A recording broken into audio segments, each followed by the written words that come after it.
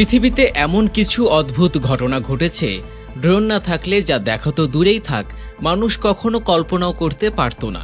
দুর্গম স্থানে ভবন নির্মাণ কিংবা নদীতে রং বেরঙের পানি, অসাধারণ এ দৃশ্যগুলো ড্রোন না থাকলে আপনি কখনো দেখতে পারতেন না।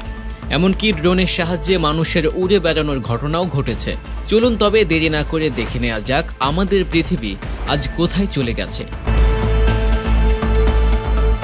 প্রথমেই ভারতে অবস্থিত একটি গির্জার দিকে চোখ দেয়া যাক, যেটি অথই পানির মধ্যে অবস্থিত।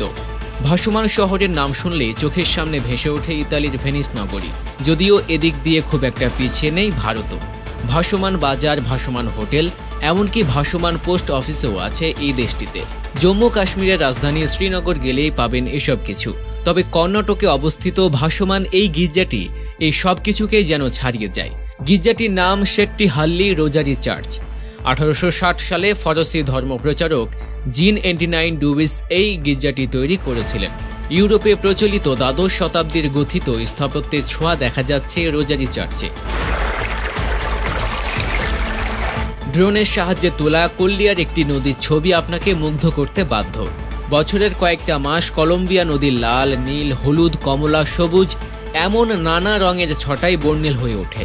এমনটা দেখতে পাবেন না আর কোথাও। তাই আদর করে কেউ কেউ একে ডাকে রংধনু নদী, কেউ আবার বলে পৃথিবীর সবচেয়ে সুন্দর নদী। অনেকেই ভুল করে ভাবেন কেন ক্রিস্টালের আশ্চর্য এই রং আসে শৈবাল কিংবা শ্যাওলা থেকে। নানা রঙের ছটাই নদীকে বর্ণিল করে তুলতে উদ্ভিদটির উপযুক্ত পরিবেশ পেতে হয়। পানির উচ্চতা নির্দিষ্ট স্থানে পৌঁছালে এবং সঠিক পরিমাণে সূর্যের আলো পেলে তবেই কেবল নানা রঙের ছটাই বর্ণিল হয়ে ওঠে। এই পর্যায়ে চলুন ড্রোনের সাহায্যে উড়ে বেড়ানোর ঘটনাও জেনে নেওয়া যাক। অনেক আগেই ড্রোন দিয়ে ঈগলের চোখে পৃথিবীকে দেখা স্বাদ পূরণ হয়েছে মানুষের।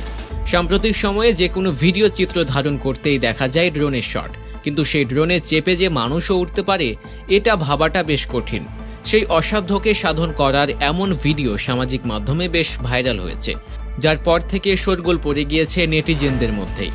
পশ্চিম এশিয়া ও পূর্ব ইউরোপের সংযোগস্থলে অবস্থিত জর্জিয়াতে এমন একটি বিচ্ছিন্ন গির্জা আছে, ড্রোন না থাকলে পৃথিবীবাসী যা হয়তো কখনো দেখতেও পারত না।